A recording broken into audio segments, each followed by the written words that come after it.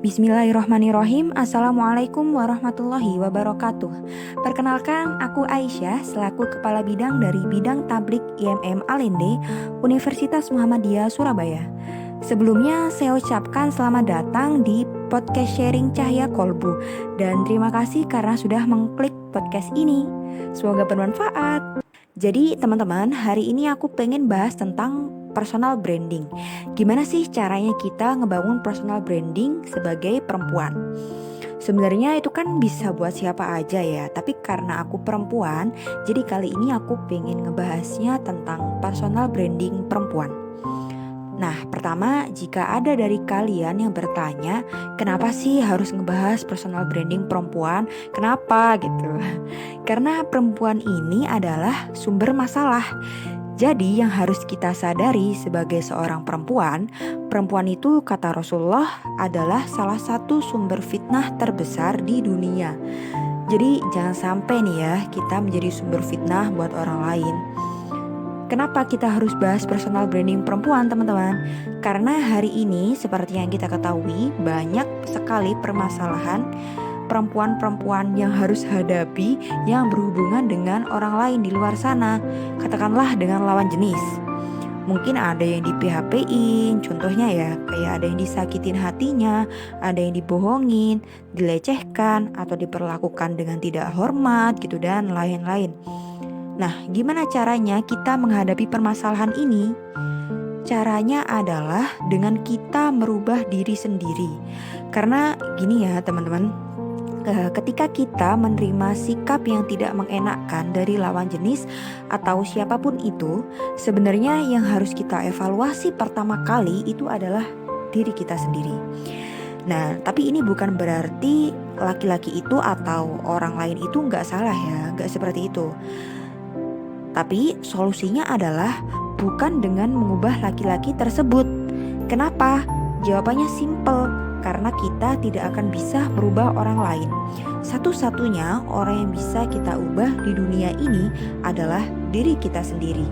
Jadi ikhtiarnya adalah kita mengubah diri sendiri kita dahulu, lalu kemudian perlakuan orang terhadap kita juga akan berubah gitu. Jadi inti dari konsep ini adalah merubah diri kita dahulu, lalu kemudian orang akan ikut berubah. Dan itu sudah Allah janjikan ya teman-teman sekalian dalam surat Al-Ahzab ayat 59. Hai Nabi, katakanlah kepada istrimu, anak-anak perempuanmu, istri-istri orang mukminmu, hendaklah mereka mengulurkan jilbabnya ke seluruh tubuh mereka. Yang demikian itu agar mereka tidak diganggu. Dan Allah Maha Pengampun, Maha Penyayang. Nah, di mana nih nyambungnya korelasi antara personal branding dengan ayat tersebut? Di sini poinnya adalah tidak diganggu. Ketika kita mengikuti aturan-aturan Allah yang Allah beri, yang sudah ditetapkan dalam Al-Quran, maka Allah janjikan kita tidak akan diganggu. Makanya aneh gak sih sama pemikiran orang yang bilang tubuhku otoritasku gitu. Jadi kayak aku mau pakai baju apapun terserah. Apapun yang aku pakai orang harus menghormati aku. Aku mau pakai apapun terserah aku gitu kan biasanya. Dan harus kamu yang mengendalikan pikiran kotormu itu gitu. Nah, sebenarnya itu agak susah sih diterapkan karena yaitu balik lagi kita tidak bisa mengendalikan orang lain dan kita nggak pernah tahu siapa aja orang yang di sekitar kita yang memandang kita seperti apa. Nah, kembali ke permasalahan yang tadi ya teman-teman, gimana sih caranya kita membangun personal branding yang baik? Sebagai perempuan ada 3, tapi sebenarnya ini juga bisa sih buat semuanya. Jadi ketika kita mau membangun personal branding, ada 3 hal yang harus diperhatikan. Oh iya, buat yang belum tahu personal branding itu apa, jadi personal branding itu adalah kita pengennya tuh dikenal sebagai orang apa sih di depan publik gitu. Dikenal sebagai orang yang gimana sih kita itu gitu. Itu personal branding teman-teman. Nah, itu kita bangun dalam 3 hal, yaitu ada akhlak, skill, nilai. Nah, ternyata yang namanya branding ini sudah Allah atur di dalam Al-Quran.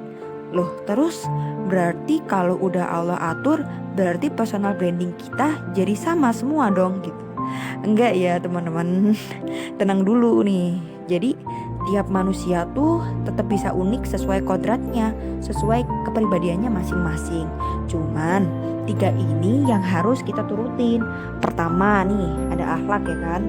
Sebagai seorang muslimah, itu udah digariskan kalau dia itu penyayang dan ramah.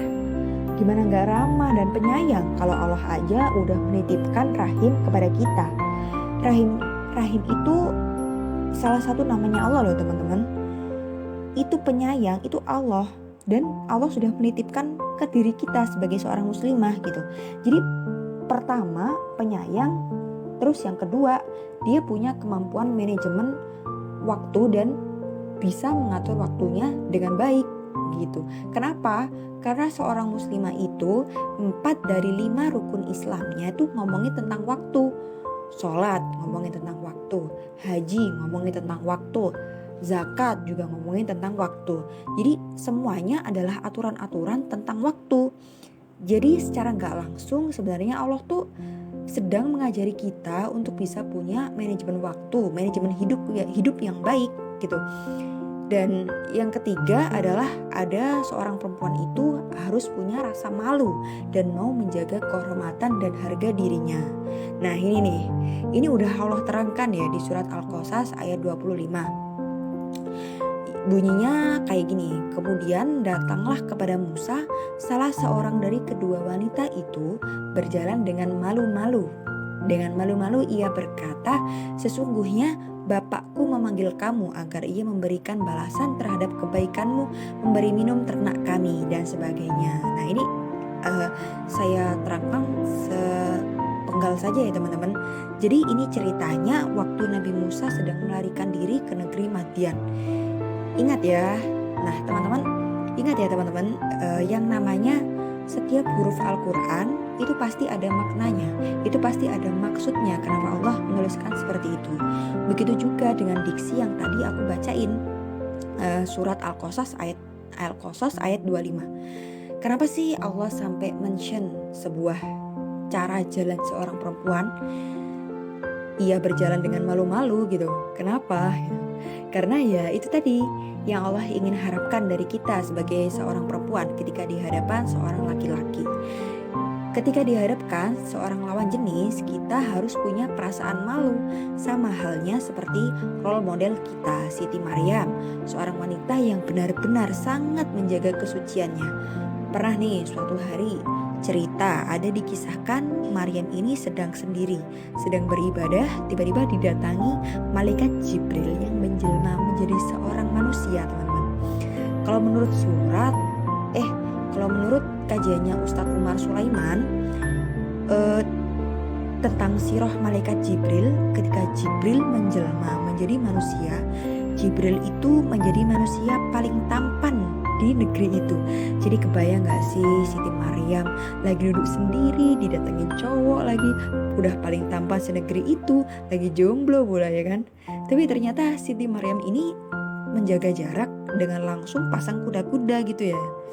Ya intinya adalah seorang perempuan tadi harus benar-benar bisa menjaga akhlak gitu. Oke, yang kedua adalah skill. Kita masuk kepada poin pembahasan yang kedua nih. Skill ini yang akan membedakan tiap perempuan dengan perempuan lainnya, yaitu adalah skill yang kita miliki masing-masing ini yang harus kita pelajari, yang harus kita dalami, maupun yang harus kita tekuni. Karena pertama, orang Islam itu adalah orang yang harusnya paling dekat dengan ilmu pengetahuan. Gimana gak deket kalau wahyu pertama aja adalah Iqra. Kita disuruh untuk membaca, kita disuruh untuk belajar. Bahkan Al-Quran itu sendiri adalah teknologi paling canggih di dunia selamanya. Dari 1400 tahun yang lalu sampai kiamat, teknologi paling canggih itu adalah Al-Quran. Tapi tugas kita adalah mengubah teknologi canggih itu menjadi hal-hal yang bermanfaat bagi manusia saat ini. Itu yang dilakukan dulu sama ilmuwan saat zamannya Golden Age. Itu yang dilakukan sama Ibnu Sina tentang dunia kedokteran, sama Ibnu Haisyam tentang optik. yang nyiptain kamera sama Al-Biruni sama Al-Khwarizmi Al-Jabar dan sebagainya gitu. Itu yang harus kita ulik nih, gimana sih kita punya skill-skill yang bisa bermanfaat buat orang lain. Nah, ini yang bisa jadi branding kita, tinggal kita pilih mau skillnya di bidang apa. Kalau kita lihat di zaman Rasulullah dulu, kalau pengen menggeluti bidang entrepreneur, kita bisa lihat Khadijah. Kalau pengen fokusnya di dunia pendidikan, kita bisa lihat Aisyah. Kalau pengen di dunia militer, bahkan di dunia aktivisme, kita bisa lihat Nusaibah binti Ka'ab yang luar biasa heroiknya di perang Uhud. Atau kalau pengen di bidang politik, kita bisa lihat juga role model kita Asia yang bisa membesarkan seorang bayi yang akan menjadi musuhnya Fir'aun di dalam istana. Wih, itu keren banget gak tuh? Kayak penuh intrik yang luar biasa. Nah, yang ketiga adalah nilai. Nilai ini yang harus selalu dikaitkan sama skill kita. Jadi yang namanya skill itu dia nggak boleh berdiri seorang diri tanpa skill. Itu harus kita hubungkan dengan nilai. Harus selalu dipertanyakan ya teman-teman, kenapa sih kita harus punya skill? Apa landasan kita bergerak? Nah, itu nilai-nilai yang harus kita miliki. Jadi jangan sampai ya skill yang sudah kita miliki itu kita gunakan tanpa sebab yang jelas, sebabnya apa gitu kan. Jadi kita harus tahu sebabnya apa. Sebabnya adalah harus kita kembalikan lagi sebagai wujud ibadah kita kepada Allah. Nilai-nilainya harus jelas, yaitu memberikan kebermanfaatan kepada sebanyak mungkin orang gitu. Nah, lalu bagaimana sih caranya agar kita bisa menjadi sebaik-baik manusia, yaitu manusia yang paling bermanfaat. Nah, ini ada 3 hal yang harus kita miliki tadi kalau kita pengen ngebangun branding kita sebagai seorang muslimah. Apa aja tadi? Akhlak, skill, sama nilai. Sebenarnya apa sih tujuannya Allah untuk ngatur-ngatur kita dengan 3 hal ini?